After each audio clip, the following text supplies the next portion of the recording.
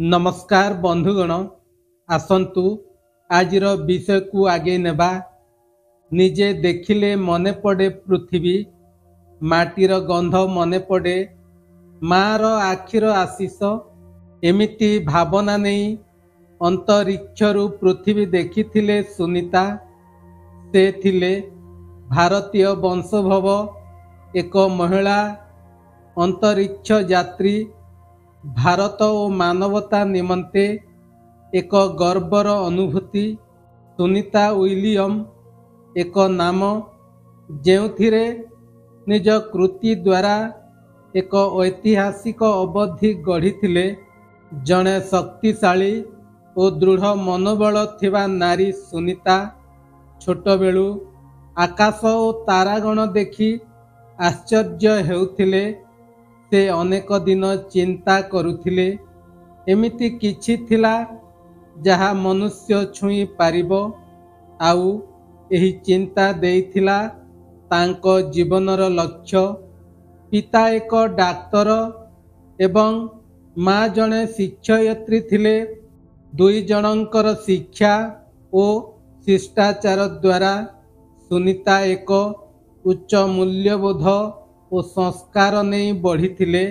से निज शिक्षा रे एपरी निपुण थिले जे नासा तांको अंतरिक्ष यात्रा पाई बाछिले।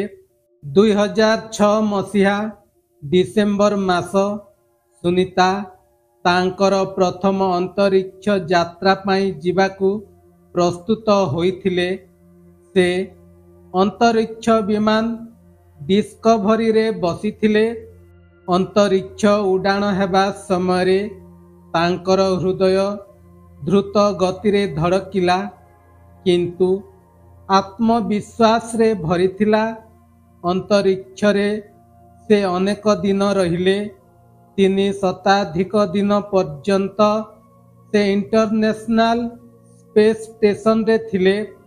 एही अवधि रे से बहुत काम कले।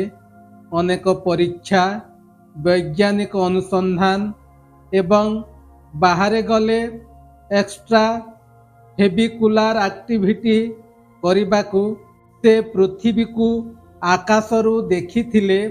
एक नीलगोला जहा समस्तंक घर।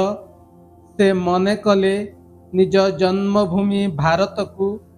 सुनीता विलियम 2024 मसीह तृतीय महाकाश यात्रा करिथिले एवं तांको सहयात्री बुच विलमोर 2024 मसीहा जून मासरे आंतर्जातिक महाकाश स्टेशन को जाइथिले। सेमानंकर एही मिशन 7 दिनर थिला, किंतु महाकाश जानर यांत्रिक समस्या जोगु सेमाने प्राय 9 मास धरी महाकाश रे रहिले। एही असुविधा निराकरण परे नासा एवं स्पेस एक्स मिलित उद्यम रे सेमानंकु पृथ्वी को फेराई आनिबा पाई क्रू 10 मिशन आरंभ करा जाइथिला। अनेक दिन परे सुनीता पृथ्वी को फेरिले। 2025 मसीहा मार्च मास 19 तारीख रे तांकर विमान समुद्र रे अवतरण कला। से पृथ्वी को छुई देखी अपार खुशी अनुभव कले।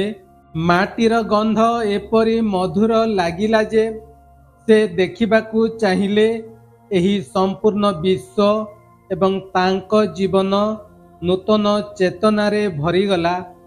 से पृथ्वी फेरिले। एठी तांकु स्नेह एवं भल पाइबारे भरी देले लोके। शिशु माने तांको आदर्श हेले। से कहूथिले सबुबेले स्वप्न देख एवं एहाकू सत्य करिवा पाई कठिन परिश्रम कर। जेउठी आमे जन्म नहीं अछु सेही माटी प्रति आमर कृतज्ञता अपार। मु अंतरिक्ष देखिछि, किंतु एही पृथ्वी जेपरी अन्य एक स्थान नहीं। एहाकू सुरक्षित एवं सुंदर रखिबा आम समस्तंकर दायित्व। सुनीता अनेक लोकंक प्रेरणा हेले। से प्रमाण कले जे नारी माने केवल घरर मध्यरे नुहे संपूर्ण विश्व ओ अंतरिक्ष दल मध्यरे आगुआ हेबार समर्थता रखती। से फेरिले निज देशकू निज माटीकू एवं एही नूतन अनुभूति एवं अनुसंधान नहीं आम पाखरे एक नूतन आशा नहीं फेरिले। सुनीता निज अंतरिक्ष यात्रा अनुभव ओ प्रेरणा नहीं नूतन पीढ़ी को आलोकित करिबा पाई एही कहानी हेउची एक भारतीय नारी जिए एक असंभव स्वप्न को साकार करिथिले, जिए निज संस्कृति निज मूल और निज माटी प्रति गौरव अनुभव करिथिले, जहाँकि आम मान्यता और अनुप्रेरणार उत्स। सुनीता विलियम 18 डिसेम्बर 1965 मसीहारे अमेरिकार ओहियो राज्यर यूरिकान सहर रे जन्म ग्रहण करिथिले। तांकर पिता दीपक पांड्या गुजरातर लोक थिले एवं माँ बेटी विलियम अमेरिकार बासिंदा। तेबे सुनीता विलियम एक संघर्ष और निश्चित दिगरे जीवन आरंभ करिथिले। सुनीता एक छोट छुआ थिले, किंतु तांको आखि आकाश दिगरे थिला। तांको पिता बाल्य कालरू तांको अनेक कहानी कहूथिले। दीपक पांड्या भाबुथिले जे तांकर झियो दिने एमिति किछि करिवे जहा सबुठु भिन्न और असाधारण हेबो। सुनीता प्रतिदिन एक नूतन आशा नहीं शिक्षा ग्रहण करुथिले। से एक अत्यंत मेधावी छात्री थिले। परवर्ती समय तांकर पाठ पढ़ा हैला वेस्टर्न यूनिवर्सिटी रे वैज्ञानिक विषय एठारे से नाभाल पायलट हेबाकू दृढ़ निश्चय करिथिले। एहा एमिति एक क्षेत्र थिला जेउठी नारी माने बहुत अल्प थिले, जेउठी बहुत भयावह थिला। तेबे से निज लक्ष्यरू केबे भ्रमित हेले नहीं। 1986 मसीहारे यूनाइटेड स्टेट्स नाभाल एकाडेमी रु इंजीनियरिंग डिग्री हासिल कले। तापरे से एक बेस्ट पायलट हेले, जेउठी से अनेक नूतन एवं जटिल विमान चलाई अनुभव अर्जन कले, जेउठी प्रतिदिन नूतन चैलेंज एवं दुस्साहसिक दायित्व ग्रहण करी निजकू दक्ष साबित करुथिले। सुनीता बाल्य कालरू आकाश और तारा देखी अद्भुत अनुभूति करुथिले। से चाहूथिले एही असीम शून्य आकाश को छुईबी। एही आशा जेउठी थमी नथिला, एही लक्ष्य को साकार करिबा पाई से नासार एस्ट्रोनॉट प्रशिक्षण रे अनुप्रवेश कले। एहा सहज नथिला। एही प्रशिक्षण शारीरिक और मानसिक पक्षरु अत्यंत कठिन थिला। 2004 मसीहारे तांकर अपेक्षा सफल हैला। से नासार एक महिला एस्ट्रोनॉट हिसाब रे जोग देले। 2006 मसीहा डिसेम्बर 9 तारिख एही दिन थिला ऐतिहासिक सुनीता विलियम। से दिन STS 116 अभियान रे स्पेस शटर डिस्कवरी द्वारा अंतरिक्ष यात्रा करिथिले। एही यात्रा तांको जीवनर एक विशेष मुहूर्त थिला। से एक नारी होई मानव इतिहास रे नूतन अध्याय लिखिथिले। सुनीता ମହାକାଶକୁ ଯିବାବେଳେ ସେ ନିଜ ସହ ନେଇଥିଲେ ଗୀତା, ଏକ ଗଣେଶ ମୂର୍ତ୍ତି ଓ ଏକ ଭାରତୀୟ ଝଣ୍ଡା। ଏହି ଜିନିଷଗୁଡ଼ିକ ତାଙ୍କର ମୂଳ ଅସ୍ତିତ୍ୱ ଓ ଭାରତୀୟ ସଂସ୍କୃତି ପ୍ରତି ଗଭୀର ଭଲ ପାଇବାର ଚିହ୍ନ। ଅନ୍ତରୀକ୍ଷର ଶୂନ୍ୟତା ମଧ୍ୟରେ ମଧ୍ୟ ସେ ନିଜ ମୂଳ ଓ ନିଜ ଆତ୍ମାକୁ ଭୁଲି ନଥିଲେ। ସେ 6 ମାସ 17 ଦିନ ଅନ୍ତରୀକ୍ଷରେ ରହିଥିଲେ। ଏହି ଅବଧି ମଧ୍ୟରେ ସେ ଏକ ନୂତନ ବିଶ୍ୱ ରେକର୍ଡ ସ୍ଥାପନ କରିଥିଲେ।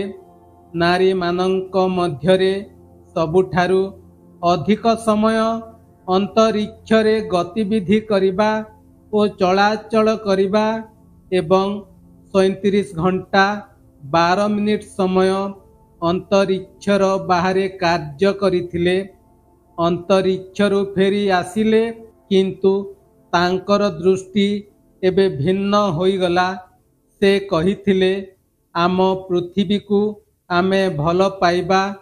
ଆମ ପୃଥିବୀକୁ ଆମେ ଭଲ ଭାବରେ ଦେଖିପାରୁ ନଥିଲୁ। ଏଠି ଜୀବନ ଅମୂଲ୍ୟ। ଆମେ ଏଠି ପୃଥିବୀ ଓ ଏହାର ପ୍ରକୃତିକୁ ରକ୍ଷା କରିବା ଦାୟିତ୍ୱ ଆମର। ସେ ଶିଶୁ, ନାରୀ ଏବଂ ଯୁବପିଢ଼ିଙ୍କ ପାଇଁ ଏକ ମହାନ ଅନୁପ୍ରେରଣା। ସେ ସେମାନଙ୍କୁ ନିଜ ଚାଲିତ ଜୀବନ ଏବଂ କଠିନ ପରିଶ୍ରମ ଦ୍ୱାରା ଦେଖାଇ ଦେଲେ ଯେ ଯଦି ଆପଣଙ୍କର ଏକ ଶକ୍ତିଶାଳୀ ନିଶ୍ଚୟ ଓ ଆଶା ରହିଥାଏ, ତେବେ ଆପଣ ସମସ୍ତ ଅସମ୍ଭବକୁ ସମ୍ଭବ କରିପାରିବେ। ନାରୀମାନେ କେବଳ ଘର ଓ ପରିବାର ନୁହେଁ, ସେମାନେ ଆକାଶ ଓ ଅନ୍ତରୀକ୍ଷ ଜୟ କରିପାରନ୍ତି। ସେ ଏକ ସୂଚନା ଦେଇଥିଲେ ଯେ ଶ୍ରମ ଏବଂ ଦୃଢ଼ ସଂକଳ୍ପ ଦ୍ୱାରା କୌଣସି ଲକ୍ଷ୍ୟ ଅସମ୍ଭବ ନୁହେଁ। ସେ ଭାରତୀୟ ମୂଳରେ ଥିବା ଗୌରବକୁ ସମସ୍ତ ଜାଗାରେ ପରିପ୍ରକାଶ କରିଥିଲେ। ତାଙ୍କର ଶୂନ୍ୟ ଆକାଶ ଯାତ୍ରା ଦିନରେ ତାଙ୍କର ଅନ୍ତରୀକ୍ଷ ଉପସ୍ଥିତି ମାନବତା ପାଇଁ ଏକ ଅବିସ୍ମରଣୀୟ ଦୃଶ୍ୟ ଥିଲା। ତାଙ୍କ ଉଦ୍ଦେଶ୍ୟ ଏକମାତ୍ର ଥିଲା ପୃଥିବୀକୁ ଅଧିକ ସୁନ୍ଦର ଏବଂ ସୁସ୍ଥ କରିବା। ଦୃଢ଼ ଆତ୍ମବିଶ୍ୱାସ ଏବଂ ଶ୍ରମ ଦ୍ୱାରା ଯେକୌଣସି ଲକ୍ଷ୍ୟ ପ୍ରାପ୍ତି ସମ୍ଭବ ହୋଇପାରେ। ମୂଳ ଓ ସଂସ୍କୃତିକୁ କେବେ ଭୁଲିବା ଉଚିତ ନୁହେଁ। ଏକ ନାରୀ ହେବା ସତ୍ତ୍ୱେ ସମସ୍ତ କ୍ଷେତ୍ରରେ ସ୍ଥାନ ପ୍ରତିଷ୍ଠା କରିପାରିବା, ପୃଥିବୀକୁ ରକ୍ଷା କରିବା ଓ ମାନବତାକୁ ଉନ୍ନତ କରିବା ଆମ ଦାୟିତ୍ୱ। ସୁନିତା ୱିଲିୟମ ଏକ ନାମ ନୁହେଁ, ସେ ଏକ ଦୃଢ଼ ସଂକଳ୍ପର ପ୍ରତୀକ। ତାଙ୍କ ଜୀବନ ଆମକୁ ଶିଖାଇ ଦେଉଛି ଯେ ଯେଉଁଠି ଇଚ୍ଛା ଥିବ ସେଇଠି ରାସ୍ତା ରହିଛି। ତାଙ୍କ ନିମନ୍ତେ ଆମ ମନ ମଧ୍ୟରେ ସମ୍ମାନ ଓ ଗୌରବ ଅନେକ। ସେ ଭାରତ ଓ ଆମେରିକା ଦୁଇ ଦେଶର ଗୌରବ। ଏହି ଗାଥା କେବଳ ତାଙ୍କର ନୁହେଁ, ଏହା ଆମ ସମସ୍ତଙ୍କ ପ୍ରେରଣାର ଉତ୍ସ। ସୁନିତା ୱିଲିୟମ ଅନ୍ତରୀକ୍ଷ ଯାତ୍ରା କରି ସେହି ଏକ ମେସେଜ ଦେଇଥିଲେ ଯେ ଆମ ଦେଶ, ଆମ ପୃଥିବୀ ଓ ଆମ ସମ୍ବେଦନାକୁ ନିତ୍ୟ ସେବା କର। ନିଜ ସ୍ୱପ୍ନଟିଏ ଅନ୍ତରୀକ୍ଷ ଯାଏଁ ଉଡ଼ିପାରିବ। ବନ୍ଧୁଗଣ, ଏହି କାହାଣୀ ଆମକୁ ଶିଖାଇ ଦେଉଛି ଯେ ସ୍ୱପ୍ନ ଦେଖିବା ଏବଂ ତାହାକୁ ସାକାର କରିବା ପାଇଁ ଦୃଢ଼ ନିଶ୍ଚୟ ଅନିବାର୍ଯ୍ୟ ଅଟେ। ବନ୍ଧୁଗଣ, ଏଥିଲା ଆଜିର ବିଷୟବସ୍ତୁ। ଧନ୍ୟବାଦ। ଜୟ ଜଗନ୍ନାଥ।